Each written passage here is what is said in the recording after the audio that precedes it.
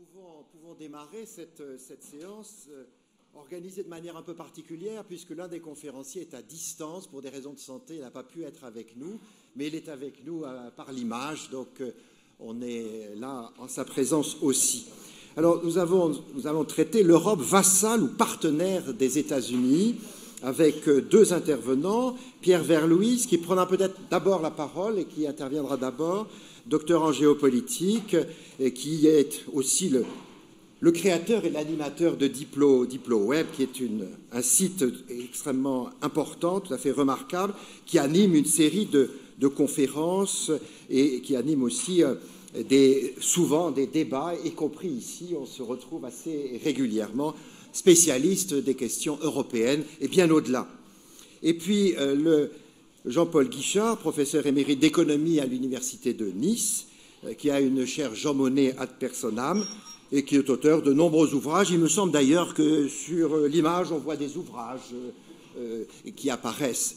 Alors, on va d'abord commencer, et l'idée est d'abord d'avoir deux intervenants pendant un espace relativement court, 7-8 minutes, et ensuite un échange entre les deux intervenants, en espérant que cet échange techniquement soit tout à fait possible, et ensuite qu'on puisse avoir un échange avec vous et des questions.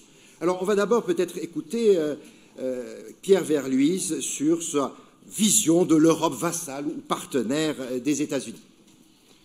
Bonjour. Le sujet tel qu'il a été formulé, j'en suis co-auteur parce qu'on l'a réfléchi avec Monsieur Guichard ensemble. Et ce sujet est intéressant parce qu'il est provocateur et mal formulé. Je m'explique. L'objectif, à travers cette formulation, en fait, c'est de provoquer une réflexion sur le mot Europe et sur les termes de vassal ou partenaire. En effet, le mot Europe, finalement, ça veut dire quoi? Ça veut rien dire dans une certaine mesure. Et ce sujet le démontre. En effet, de quelle Europe s'agit-il? Est-ce que c'est l'Europe communautaire? Est-ce que c'est l'Europe communautaire? Dans ce cas-là, il faut le dire. Et on ne l'a pas dit. Est-ce que c'est l'Europe géographique? Et on ne l'a pas dit non plus. Et il faut donc le dire. Je m'explique. S'il s'agit de l'Europe géographique, alors par convention, la Russie fait partie du sujet. Puisque par convention, qui peut se discuter et s'expliquer, mais ce n'est pas forcément le moment, l'Europe s'étend jusqu'à l'Oural, donc jusqu'à une partie de la Russie. Donc, alors, si c'est l'Europe géographique, la Russie fait partie du sujet. La Russie a-t-elle jamais été vassale des États-Unis? Si oui, quelque chose m'a échappé. Le moment peut-être où la Russie a été la plus proche des États-Unis, et encore on peut en discuter, c'est peut-être pendant les années Yeltsin, dans les années 1990, quand Boris Yeltsin est président de la Fédération de Russie de 1990 à décembre 1999. En fait, à ce moment-là, la Russie est à genoux, les États-Unis en abusent, lui conseillent des procédures de transition économique avec des effets catastrophiques, on pourrait y revenir. Et pour les Russes d'aujourd'hui, cette décennie 1990, c'est une décennie repoussoire, c'est le moins qu'on puisse dire. La Russie a-t-elle jamais été partenaire des États-Unis? Oui, dans une certaine mesure, à travers des instances de négociation autour de l'OTAN, mais j'ai toujours eu l'impression que ces instances de négociation où la Russie était partie prenante dans des instances avec l'OTAN, c'était en fait des compensations symboliques qui étaient données aux Russes. D'autre part, quel est l'espace-temps considéré? Ça n'est pas précisé dans le sujet. Et là encore, ça nous interroge parce que, selon le moment considéré, les pays ne sont pas dans la même relation aux États-Unis. Prenons le cas de la Pologne. Si on parle de la Pologne, satellite de l'URSS, des lendemains de la Seconde Guerre mondiale à 1989, alors la Pologne de 1945-46 à 1989 n'est en aucun cas vassale des États-Unis. Elle fait partie du pacte de Varsovie et elle est plutôt adversaire des États-Unis, certainement pas partenaire, bien que, si on veut financer, on peut dire qu'une partie de la diaspora polonaise installée aux États-Unis participe de la conception géopolitique que les États-Unis ont de la Pologne et de l'URSS. C'est vrai. Mais c'est un peu tiré par les cheveux. En revanche, quand on parle de la Pologne post-1989-90, alors la Pologne devient membre de l'OTAN en 1999 et elle en est toute fière, toute contente. Et si vous parlez avec des Polonais à l'époque, ils sont très atlantistes. Et quand, en 2003, il y a ce moment extrêmement clivant où le président des États-Unis, George W. Bush, décide de partir en guerre contre l'Irak sur un mensonge, comme chacun sait, les Polonais sont très fiers de croire le mensonge du président Bush et de signer l'une de ces lettres que les ambassadeurs des États-Unis font signer aux États d'Europe centrale et orientale pour soutenir la politique des États-Unis en Irak, avec les résultats que vous savez, la déstructuration de l'Irak et, un peu plus tard, l'émergence de Daesh. Est-ce qu'aujourd'hui, les Polonais sont vassaux des États-Unis? Ça peut se discuter. En tout cas, ils ont été très contents de recevoir M. Donald Trump voici peu et de lui faire un bon accueil alors que celui-ci avait été un peu reçu de manière plus froide à Bruxelles quelque temps plus tôt. Enfin, si on prend le cas de la France, pour donner un dernier exemple, la France qui est de l'Europe de l'Ouest, de l'Europe communautaire, qui l'a contribué à la créer, est-ce qu'elle est vassale des États-Unis? Est-ce qu'elle est partenaire des États-Unis? La France, en réalité, là aussi, si on la met dans l'espace-temps, elle est pays fondateur de l'OTAN, alliance dominée par les États-Unis, mais, comme chacun sait, dès le début des années 1960, il y a, pour le dire de manière familière, de l'eau dans le gaz entre la France et les États-Unis au sujet de l'OTAN, et ça explose véritablement en 1966 avec la sortie de la France du commandement militaire intégré de l'OTAN. Pour autant, la France reste un pied dans l'OTAN, un pied dehors, mais précédemment, le général de Gaulle a été aux côtés des États-Unis pendant la crise de Cuba. Donc on peut être à la fois dans une relation de tension avec les États-Unis et être aux côtés des États-Unis lors de la crise de Cuba. J'ai appris récemment dans un ouvrage sur les archives du Quai d'Orsay que la France avait été plus proche des États-Unis pendant la crise de Cuba que le Royaume-Uni, qu'on identifie généralement comme un pays très proche des États-Unis. Enfin, la France revient dans le commandement militaire intégré de l'OTAN sous la présidence de Nicolas Sarkozy en 2008-2009, avec des résultats dont on peut discuter. Mais ce qui est sûr, c'est que pendant quelque temps, la France semble très proche des États-Unis. Donc, mon propos consiste donc à conclure cette brève introduction en disant que vous voyez que l'intérêt de ce sujet, c'est qu'il est mal posé. Donc, c'est un bon sujet. Parce que pour coincer des étudiants, ce serait formidable. Dans le sens où, si on ne prend pas le temps de réfléchir à ce que veut dire le mot Europe, en réalité, on part dans le mur. Si on ne prend pas le temps de définir l'espace-temps considéré, on peut dire tout et son contraire. Donc c'est un bon sujet parce que c'est un sujet complexe. Merci de votre attention. Je cède la place à monsieur. Merci. Alors maintenant, on va entendre l'autre intervenant, cette fois-ci à distance, monsieur Guichard. Eh bien, bonjour tout le monde. Je regrette de ne pas être parmi vous. J'espère que néanmoins j'arriverai à capter votre attention. Au cœur des relations Europe-États-Unis, aujourd'hui, se trouve la question protectionnisme ou libre-échange. Ce sera mon propos et je vais aborder 3 points. Premier point, les États-Unis montrent la voie dans leur relation avec la Chine. Deuxième point, l'incompréhension des élites européennes relativement aux décisions américaines récentes. Troisième point, pour une géopolitique des relations Europe-États-Unis, il faut savoir qui est l'ennemi. Premier point, les États-Unis montrent la voie par les décisions récentes relatives à la taxation de certains métaux, par la décision récente de refuser de mettre un veto sur l'achat d'une grande entreprise technologique américaine dans le domaine de la téléphonie et des puces par une société basée à Singapour dont les capitaux sont très probablement chinois, à l'instigation, tout cela est à l'instigation d'un économiste universitaire qui s'appelle Peter Navarro. Vous avez déjà ici, vous voyez, son dernier livre, Crouching Tiger. En Europe, eh bien, on a la rhétorique habituelle. Le protectionnisme, c'est du nationalisme. Le nationalisme, c'est la guerre. Et par conséquent, le protectionnisme, ça mène à la guerre. Eh bien, ça procède d'une pensée dogmatique.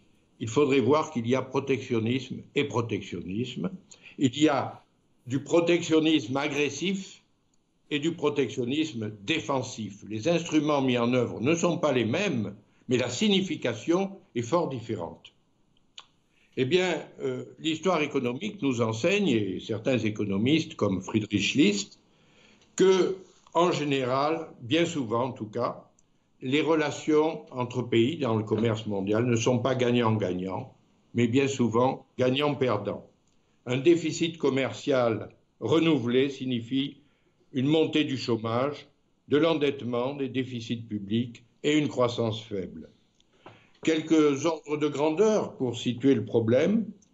La Chine à elle seule fait de l'ordre de 600 milliards d'excédent commercial par an et l'Allemagne approche les 300 milliards. Vous ajoutez les deux, ça fait 900 milliards de dollars. Vous n'êtes pas loin de 1% du PIB mondial en excédent commercial pour ces deux pays mercantilistes.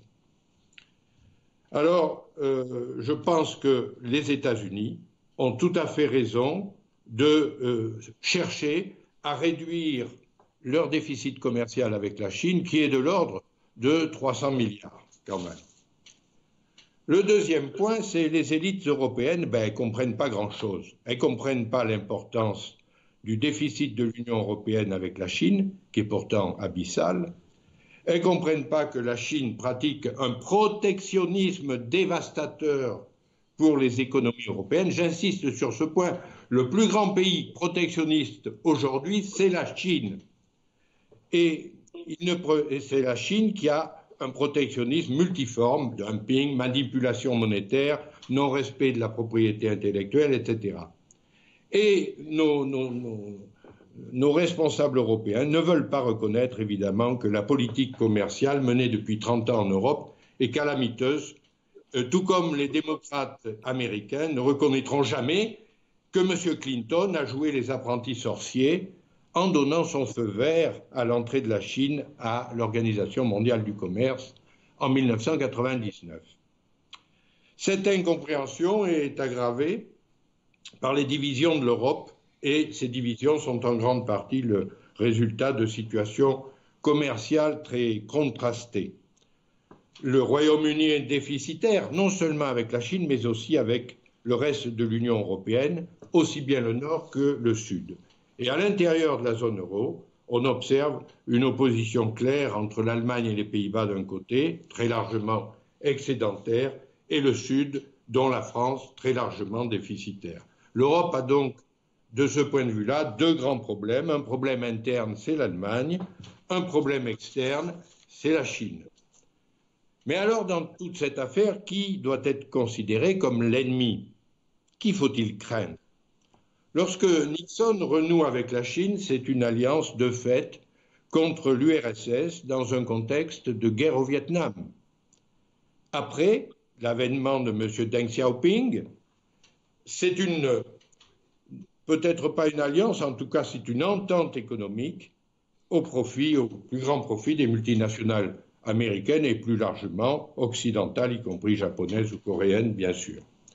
Et pour que les États-Unis puissent conserver leur hégémonie et l'avantage que cela leur procure pour le dollar, il faut que l'Union européenne soit sous contrôle, comme le Japon, mais aussi il faut un ciment pour ça. Et ce ciment, il faut un ennemi, c'est la Russie. Et pourquoi la Russie? Parce que ça ne peut pas être la Chine, à cause des profits des firmes multinationales, justement. Alors, qu'est-ce qui se passe aujourd'hui? Eh bien, Trump renverse la table. Il fait campagne sur les conseils de Peter Navarro en direction des États désindustrialisés des États-Unis, victimes du commerce avec la Chine. Il désigne l'ennemi et il dit l'ennemi, c'est la Chine. Et il a même le culot de commencer à réaliser son programme. Alors, pour conclure, je dirais que je ferai une comparaison avec les années 30. Il y avait des partisans de la politique des accommodements avec l'Allemagne nazie et ceux qui pensaient qu'il fallait dire stop. Ben, aujourd'hui, c'est la même chose aux États-Unis et en Europe, avec la Chine totalitaire. Il y a ceux qui disent business as usual, maintenant le statu quo avec la Chine, et ceux qui veulent que soient prises des mesures pour rééquilibrer le commerce mondial. Eh bien, si l'Europe veut être un partenaire des États-Unis, il faut qu'elle accepte de faire front commun avec eux sur les relations avec la Chine. Voilà, je vous remercie. Merci, même à distance. Alors, est-ce que vous avez le sentiment, l'un et l'autre, d'avoir répondu à la question: est-ce que l'Europe est vassale ou partenaire des États-Unis? Là, on a beaucoup entendu parler. Un peu plus fort.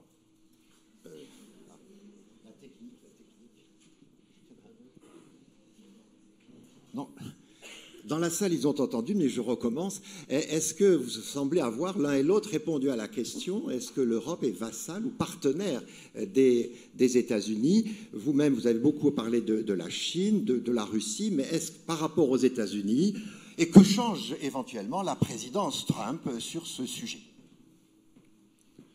Alors, pour répondre à cette affaire, on peut se pencher sur les relations UE-OTAN. L'OTAN étant, comme chacun sait,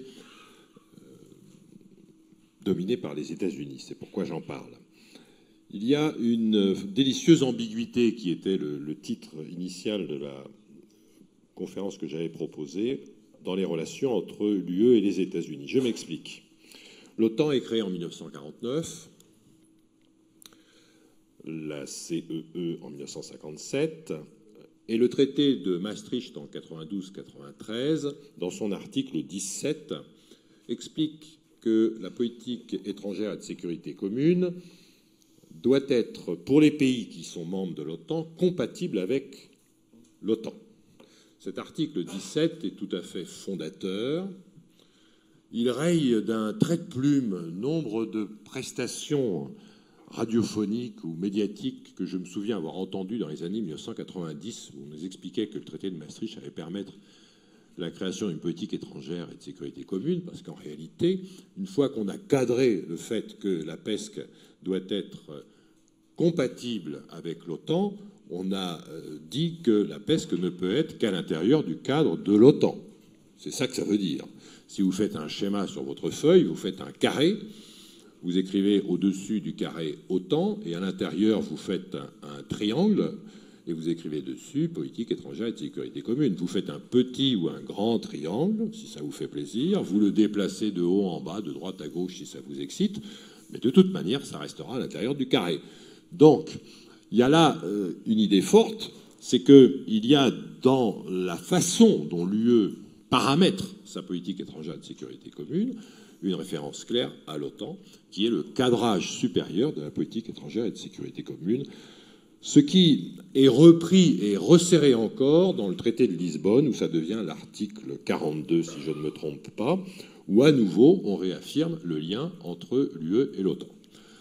Aller dans les dîners en ville, que je fréquente peu pour ma part, et poser la question, au fait, il y a combien de pays de l'UE?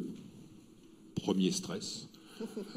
Deuxième stress, combien de pays de l'UE membres de l'OTAN? Alors là, je vous promets que vous allez faire sensation, parce que personne ne connaît le chiffre. Et la réponse, c'est 22. 22 des 28 États membres à 7 secondes de l'UE sont membres de l'OTAN. Et on prétend créer une Europe de la défense. Bien. Sauf que nos amis britanniques, qui sont encore, jusqu'à plus ample informés, membres de l'UE, depuis le début, y compris depuis le sommet de Saint-Malo, dont en France on se plaît à dire que c'est enfin, à la fin des années 90, le début d'une politique européenne de défense qui est une foutaise extraordinaire, puisqu'en réalité, nos amis britanniques se sont rapprochés du projet de l'Europe de la défense pour mieux l'étouffer. Et qu'en réalité, d'Europe de la défense, il n'y a pas. Quasiment. Le Sénat a écrit il y a quelques années un rapport où il était écrit « L'Europe de la défense est morte ». Noir sur blanc. Pourquoi ? Parce qu'en réalité, avec une large majorité d'États membres de l'UE, membres de l'OTAN, la tentation, c'est de se reposer sur l'OTAN, y compris pendant la guerre froide, mais après la guerre froide. Et après la guerre froide, les États membres de l'UE entendent toucher ce qu'on appelle les dividendes de la paix. Expression qui veut dire que puisque la pression, le risque a diminué, mieux vaut dépenser de l'argent pour les écoles, les universités, les maisons de retraite, je pense à nous, bientôt, que dans des missiles dont on ne sait pas quoi faire. Donc le résultat, c'est que la plupart des États diminuent leurs efforts de défense en se disant, de toute façon, il y aura toujours l'OTAN pour nous protéger. Voilà aussi qui explique pourquoi l'Europe de la défense n'a pas décollé. Et puis, j'en termine, il y a eu 2 surprises stratégiques qui ont un peu changé la situation. La première surprise stratégique, c'est que lorsque l'URSS avait implosé en 1991, il y avait des missiles soviétiques en Ukraine. C'était l'URSS. Et pour qu'il n'y ait pas un pays nucléaire de plus, on a sollicité des Ukrainiens qu'ils acceptent de se déshabiller de ces missiles et qu'ils donnent à la Russie ces missiles soviétiques de façon à éviter un nouveau pays nucléaire de plus, et donc un risque important. Moyennant quoi, notamment la France, mais pas seulement, d'autres pays ont garanti les frontières de l'Ukraine. Très bien. Sauf que la bonne surprise, c'est que M. Poutine, en 2014, s'autorise à violer les frontières de l'Ukraine, notamment à annexer la Crimée, et qu'il entretient à distance une guerre dans la partie orientale de l'Ukraine qu'on appelle le Donbass. Donc tout d'un coup, les Européens, je dis l'Union européenne plus précisément, découvrent que le monde reste conflictuel. Enfin, 2016, nos amis américains ont l'excellente idée d'élire M. Donald Trump, un garçon plein d'idées, original, qui s'amuse à créer du stress, à faire croire qu'il va renverser la table, et qui, lorsqu'il vient au siège de l'OTAN, se comporte de façon assez odieuse et fait la leçon aux Européens en disant qu'ils doivent dépenser davantage. Donc le résultat, c'est que les pays de l'Union européenne se retrouvent avec une réalité stratégique, qu'ils ont à leur frontière orientale un pays qui pense que la force fait partie des outils de la puissance et qu'il n'y a pas de raison de ne pas s'en servir, et un partenaire, les États-Unis, dont Mme Merkel, qui réfléchit 2 fois avant de parler, dit qu'on ne sait pas trop si on peut encore compter sur les États-Unis. Le résultat, c'est que les Européens sont dans un moment merveilleux parce qu'on veut savoir enfin s'ils sont complètement idiots. S'ils sont complètement idiots, ils ne font rien. S'ils sont malins, ils réagissent et saisissent cette opportunité pour inventer enfin une prise de responsabilité sur le domaine stratégique. On pourra revenir ensuite sur la façon dont on pourra la penser. Merci. Votre réaction sur ce qui vient d'être dit et sur la question, toujours la même, vassale ou partenaire des États-Unis pour l'Union européenne plutôt, bien sûr. Oui, Eh bien, tout d'abord, je voudrais dire que je suis tout à fait d'accord sur la nécessité, lorsqu'on parle d'Europe, de préciser de quoi on parle. Parce que sinon, on est dans les ambiguïtés. Pour moi, de ce point de vue-là, j'appelle Europe l'espace du continent eurasiatique occupé par les peuples européens. Et j'appelle peuples européens les peuples qui ont un triple héritage grec, latin et chrétien. Alors, en ce qui concerne cette question, l'Europe est-elle vassale des États-Unis? Bon, vous venez de le dire, en matière de défense, il n'y a pas photo, c'est les États-Unis qui dominent l'OTAN. L'Europe est faible et divisée, d'ailleurs, de ce point de vue-là. Elle est plus ou moins vassale des États-Unis, mais elle risque de devenir vassale économiquement de la Chine. La Chine est la première puissance économique mondiale désormais. Je voudrais quand même citer deux chiffres. Le nombre de salariés des industries manufacturières aux États-Unis et en Chine. Écoutez bien cela. Aux États-Unis, 13 millions de salariés dans les industries manufacturières. En Chine, 230 millions. Si on ne redresse pas l'industrie dans les pays développés, dans les pays occidentaux, c'est un suicide, à mon avis. Et l'Europe est menacée d'être progressivement vassalisée par la Chine. Je fais référence peut-être aux nouvelles routes de la soie, qui visent à développer encore plus les exportations chinoises à destination de l'Europe. Je pense aussi à l'offensive tout azimut en investissement en diplomatie de la Chine en direction de l'Europe de l'Est et du Sud-Est. Alors, je l'ai dit tout à l'heure, mais je le répète, il me semble que dans ce contexte de grand danger économique, en tout cas, l'Europe, entendue comme l'Union européenne actuelle, peut devenir un partenaire des États-Unis. Et quand je dis partenaire, c'est-à-dire avoir une relation sur un pied égalitaire avec les États-Unis, parce que les circonstances l'exigent, et ça supposerait que l'Europe adopte vis-à-vis de la Chine une attitude enfin claire, ce qui n'est pas du tout le cas actuellement. Si l'Europe acceptait de faire front commun avec les États-Unis, je pense que l'Europe aurait la capacité d'être sur un pied d'égalité avec eux. Est-ce que vous pensez que l'Europe, et là encore, moi je pense qu'il faut penser à l'Union européenne, parce que si vous voyez l'Europe de manière extrêmement vaste, la Russie est dedans, donc les choses sont beaucoup plus complexes, mais si on prend l'Europe au sens de l'Union européenne, est-ce qu'elle doit changer en quelque sorte ses règles de fonctionnement, d'accords commerciaux ou de partenariats commerciaux avec un président Trump qui remet en cause, y compris les accords commerciaux? Alors je sais que beaucoup étaient opposés au fameux TAFTA, donc ils doivent être extrêmement contents d'avoir M. Trump qui a enfin mis en cause en quelque sorte les accords commerciaux avec l'Union européenne. Mais est-ce que l'Europe doit changer en quelque sorte son système de fonctionnement en termes d'accords commerciaux qui se généralisent avec beaucoup de zones de la planète? Qui répond là? Ben, peut-être commencer. Oui. Ben, écoutez, je pense que vous demandez si l'Union européenne doit se changer elle-même. À l'évidence, j'ai envie de répondre oui. Quand vous pensez qu'un pays comme l'Allemagne a un excédent commercial qui représente 9% de son produit intérieur brut, ce qui est énorme, et une partie non négligeable de ces 9%, c'est pour l'Europe du Sud, l'Union européenne et la zone euro ne pourront pas survivre éternellement à un tel déséquilibre commercial. Ça n'est pas possible.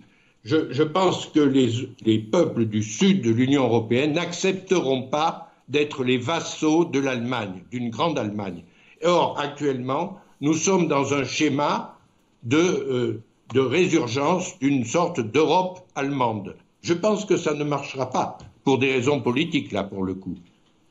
Et alors, évidemment, les États-Unis remettent en question les accords commerciaux, ils remettent en question l'Organisation mondiale du commerce. Je pense qu'ils ont tout à fait raison.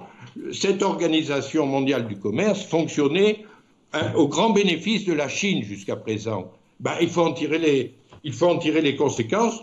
Antoine Brunet et moi l'avions déjà tiré dans un livre publié en 2011, et on disait il faut supprimer l'OMC ou que les pays occidentaux sortent de l'Organisation mondiale du commerce et instaurent entre eux, et à qui voudra entrer, un commerce basé sur de nouvelles règles. Vous partagez le point de vue de M. Trump sur l'OMC. À la question « Quoi changer dans l'Union européenne ?» c'est bien ça votre question. Réponse, l'Union européenne doit enfin comprendre que le monde est conflictuel, qu'il en a probablement toujours été ainsi. Tournez-vous vers tous les manuels d'histoire que vous avez quelque part à la maison, ça ne raconte que des conflits, malheureusement.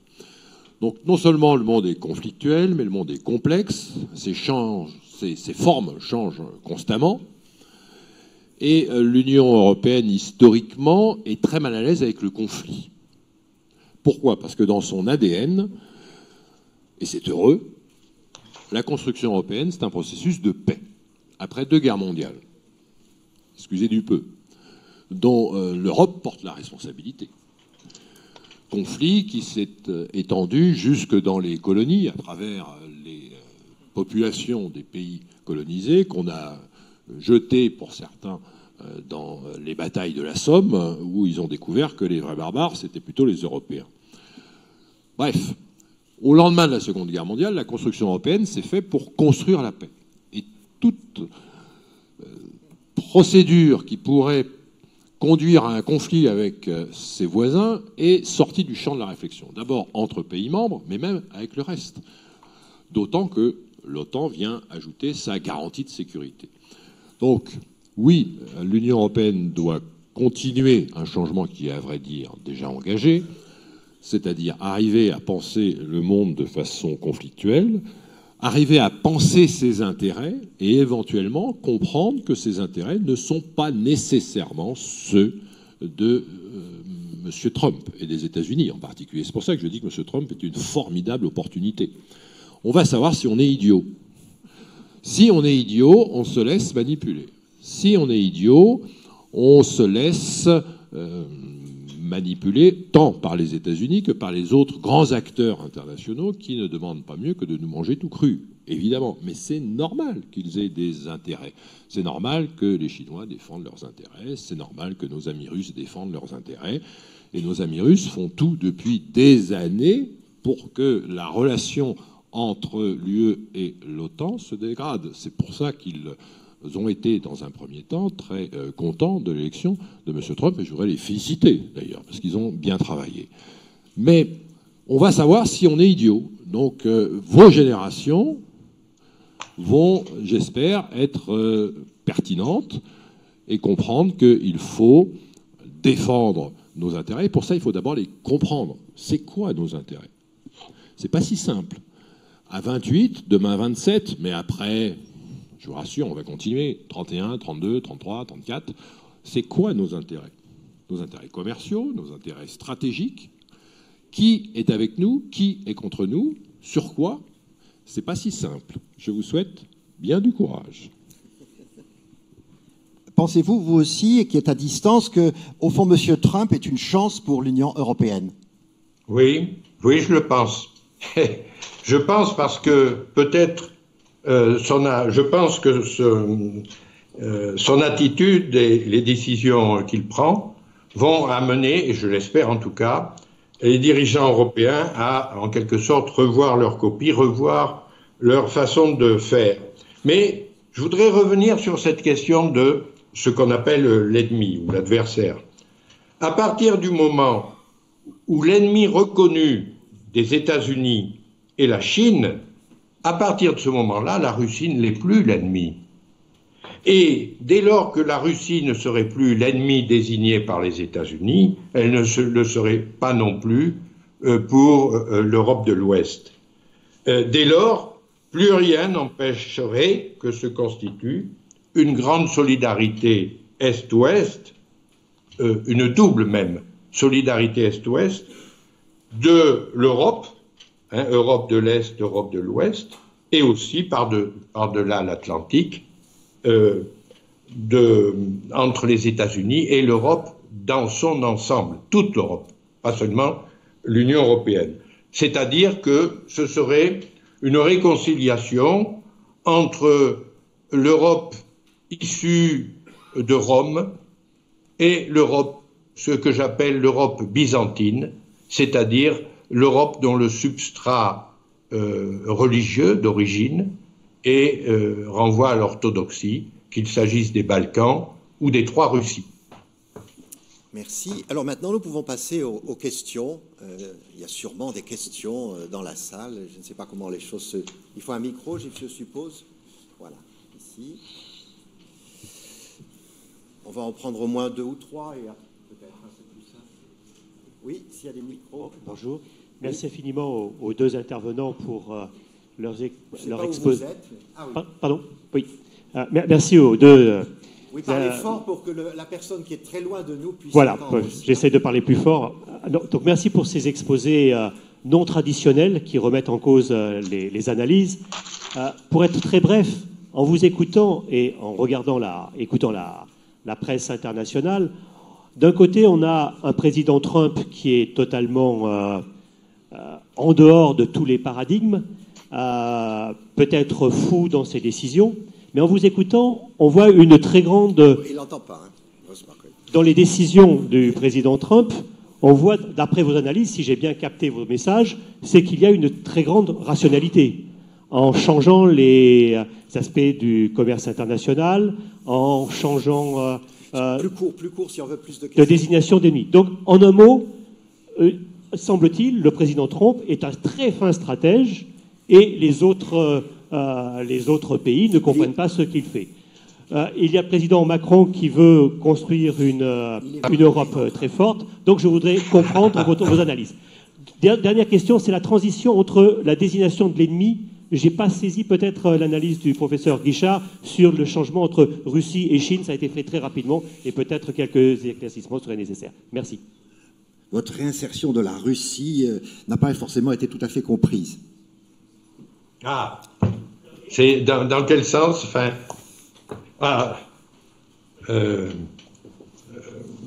alors je pense que là aussi, allô, je peux répondre? Oui. C'est jamais très simple parce que comme vous n'entendez pas les questions, je ne vais pas répéter la question, ça prendrait beaucoup de temps. Mais c'est votre réinsertion de la Russie comme un partenaire de l'Union européenne aux dépens d'autres.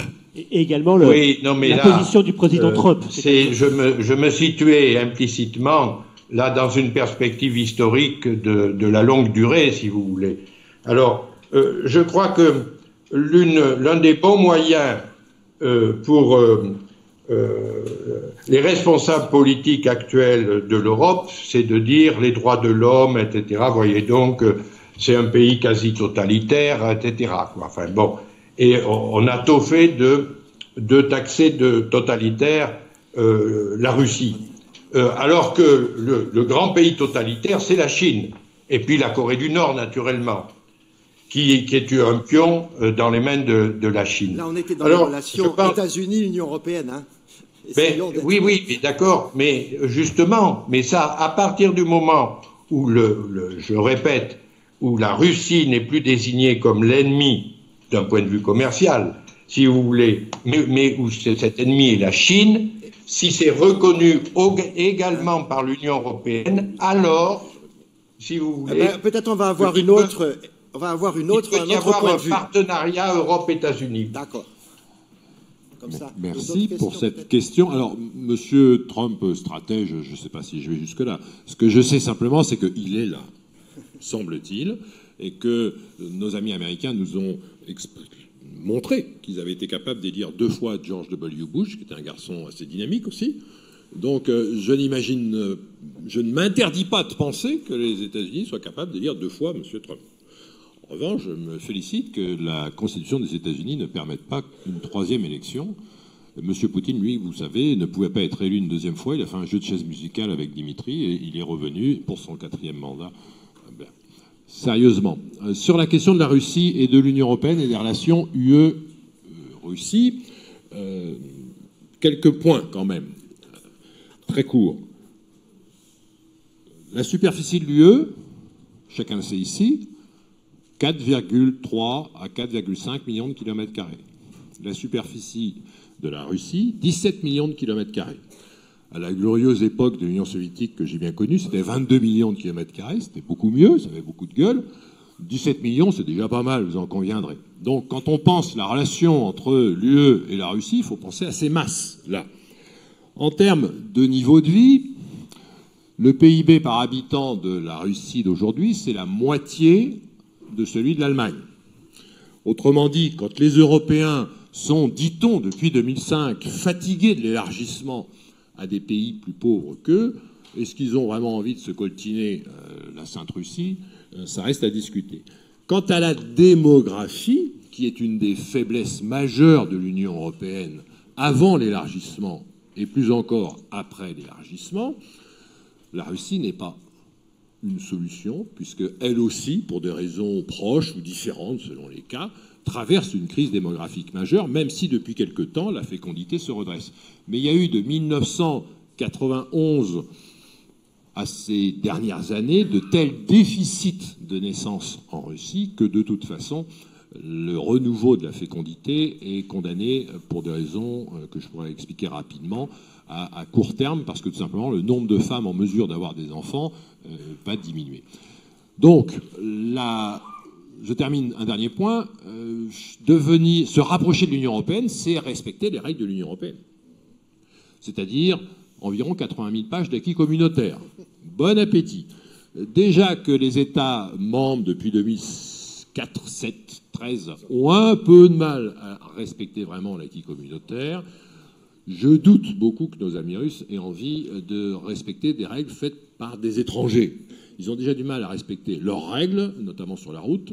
J'ai du mal à imaginer qu'ils puissent respecter nos règles. Ceci dit, chacun est libre d'être ce qu'il est, mais pour ma part, je ne pense pas que l'Union européenne puisse rebondir véritablement en s'accrochant à un pays qui est en difficulté. Monsieur, oui, là-haut. Juste une question rapide. Fort, puisqu'il faut... sinon... Oui, vous entendez là? Oui, Sur la Chine, effectivement, il est bon de prendre conscience que le grand rival de l'Europe comme des États-Unis, c'est la Chine. Mais accorder une grande confiance à Trump et lui accorder de la logique et de la cohérence dans ses propos, ça me semble un peu exagéré.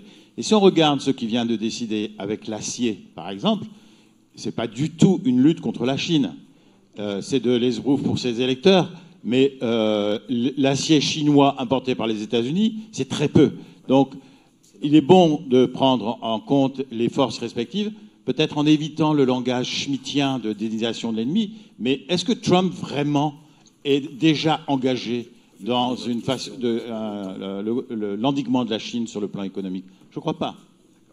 Monsieur, peut-être comme ça on aura 2 questions déjà. Pour la Chine, là. Oui, excusez-moi, parce que ma question est pour Monsieur Guichard, mais Non, la question est toute simple. Le protectionnisme n'a jamais fait l'épreuve de son efficacité, donc je voudrais savoir quel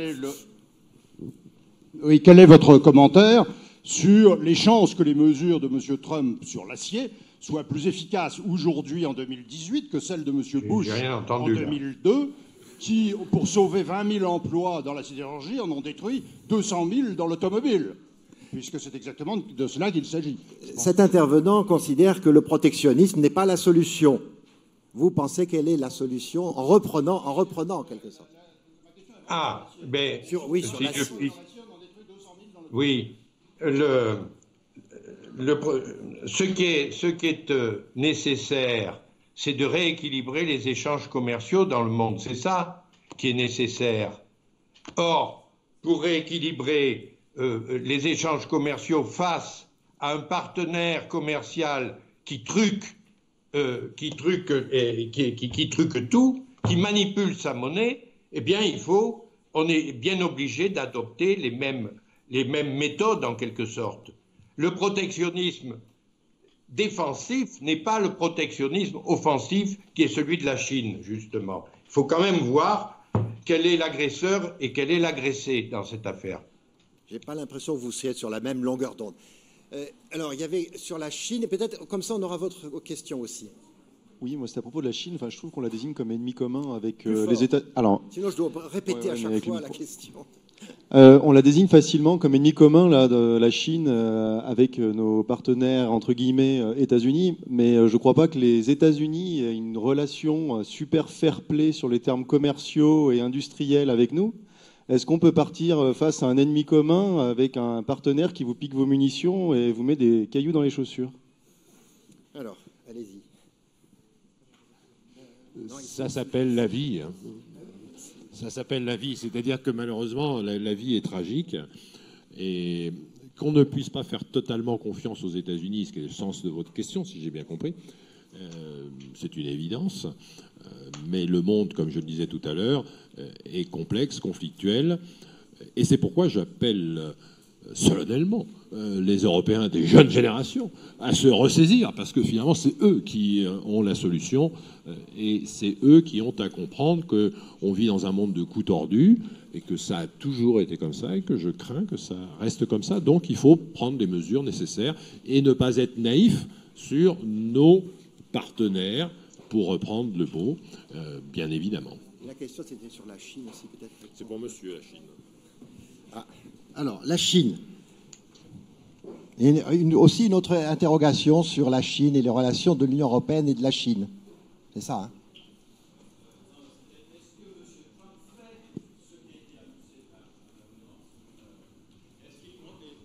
Est-ce qu'il contient la Chine? Il y a une rhétorique, mais les mesures qu'il vient de prendre sur l'acier, ça ne contient pas la Chine. Est-ce que M. Trump... Donc il y a un décalage entre le but annoncé par l'intervenant et ce que fait Trump, à qui il accorde beaucoup de cohérence dans la pensée, je trouve.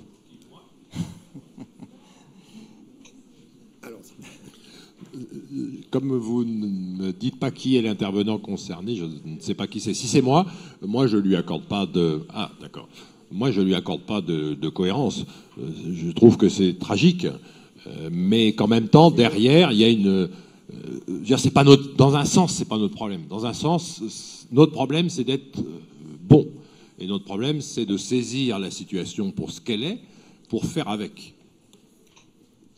Donc l'intervenant, c'était pour vous. Est-ce qu'au fond, M. Trump est cohérent vis-à-vis de ce qu'il dit par rapport à l'acier et notamment dans les rapports avec la Chine? Est-ce qu'il est vraiment cohérent?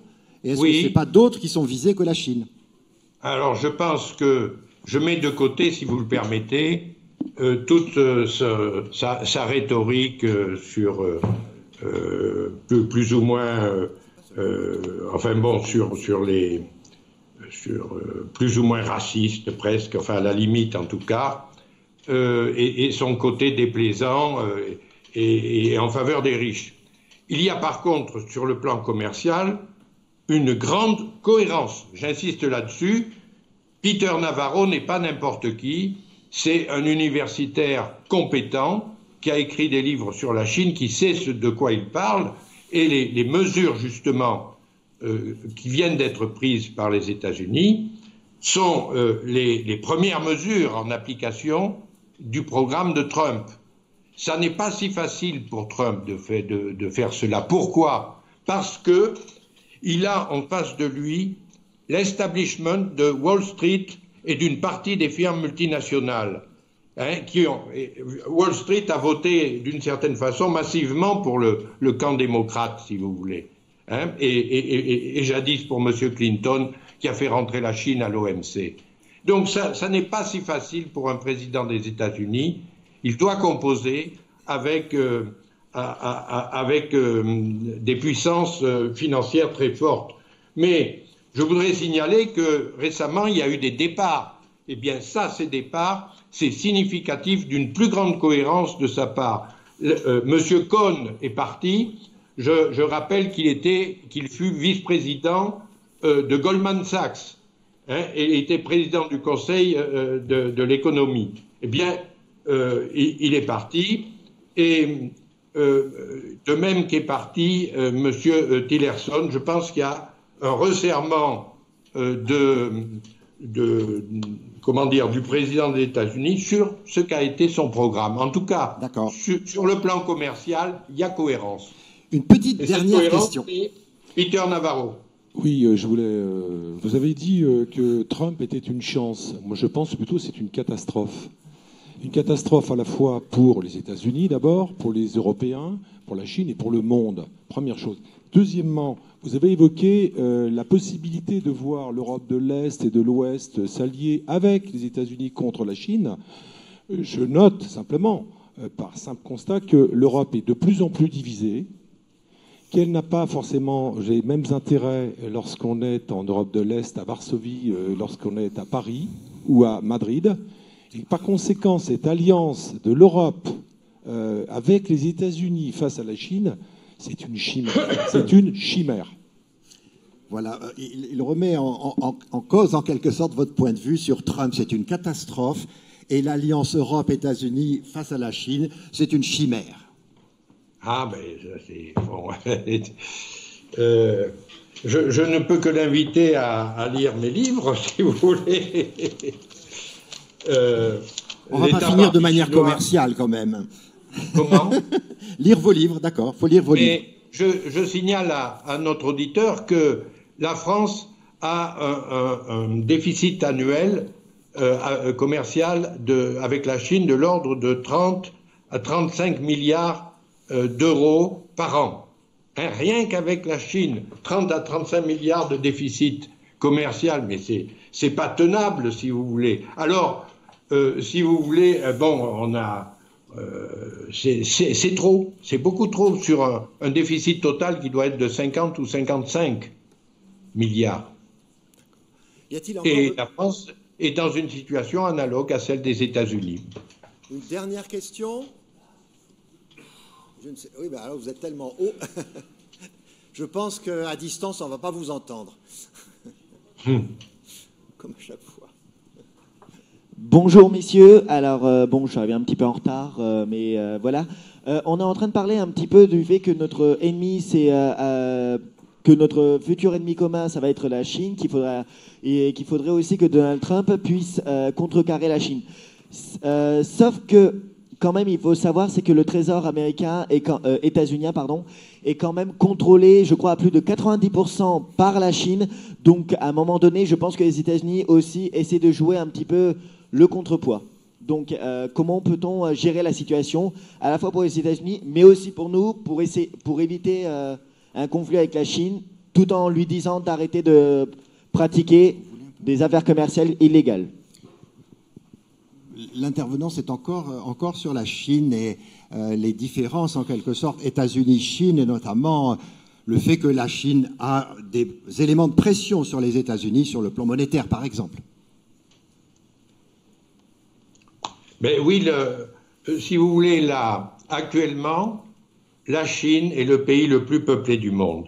C'est le pays qui a le premier produit intérieur brut du monde. C'est le pays qui a la première industrie du monde.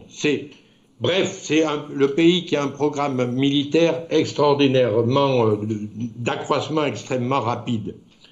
Qu'est-ce qui leur manque actuellement? Il leur manque quelque chose d'essentiel, c'est d'avoir la monnaie du monde, de faire en sorte que le dollar, bien, dans son rôle de monnaie du monde, soit remplacé par le yuan, tout simplement. Et donc, effectivement, le jour où le dollar sera remplacé par le yuan, nous pourrons dire que la Chine est une puissance la puissance hégémonique du monde. Pour l'instant, c'est en balance. Allez, une dernière question là-haut? Ou interrogation?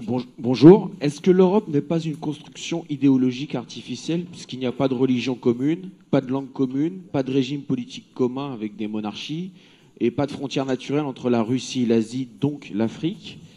D'un point de vue territorial et historique, la Russie et la Turquie ne sont-elles pas plus européennes que d'autres territoires de l'Union européenne? Je ne sais pas si on est là pour distribuer des bons ou des mauvais points. Tu es plus européen que moi. Ah non, ah bon. La construction européenne, c'est un produit historique, tout simplement. C'est un choix de société, c'est un pari politique. Et quand je dis c'est un produit historique, ça veut dire que c'est un produit historique avec toutes les ambiguïtés d'un produit historique. C'est-à-dire les calculs, les compromis, les faiblesses. Mais pour terminer, ces faiblesses sont le fruit de nos ambiguïtés. Quand je dis nous, c'est nous en tant que personne, nous en tant que pays, nous en tant que groupe de pays. Nous sommes ambigus constamment sur ce que nous voulons ou ne voulons pas de l'Union européenne. Quelle est la part de souveraineté que nous acceptons de partager ou pas? Avec quelle intention? Avec quel résultat? Si l'Union européenne n'est pas parfaite, c'est parce que nous ne sommes pas parfaits. Et de toute façon, comme tout produit historique, elle est venue de nulle part et elle repartira quelque part. Elle a un début, un milieu et une fin. Bien sûr que dans quelques milliers d'années, l'Union européenne n'existera plus et ce n'est pas grave et elle se réinventera 10 fois. Mais peu importe, l'essentiel c'est de comprendre que oui, l'UE est imparfaite, mais c'est parce que nous sommes pas très bons. Bien, nous remercions les deux conférenciers avec le système de fonctionnement à distance. Merci à vous, cher animateur.